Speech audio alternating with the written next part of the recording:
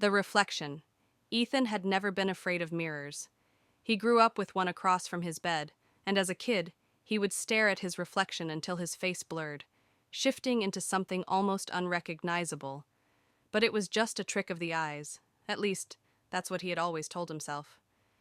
When he moved into his new apartment, an old Victorian-style unit with high ceilings and creaky wooden floors, he found an antique mirror left behind by the previous tenant.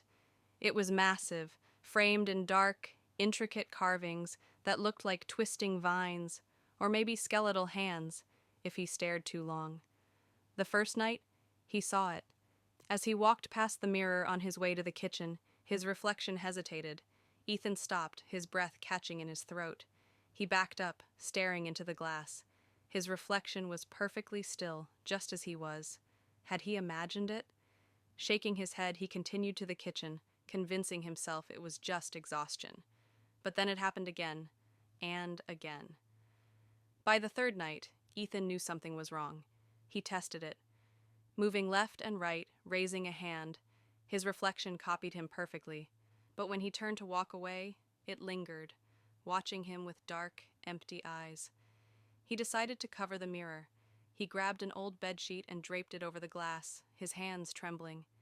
That night, he slept better, until he woke up to the sound of fabric shifting. His heart pounded as he sat up in bed. The room was dark, but the sheet was gone. It lay crumpled on the floor, and in the dim glow from the streetlights outside, his reflection was smiling. Ethan didn't move. Neither did the reflection.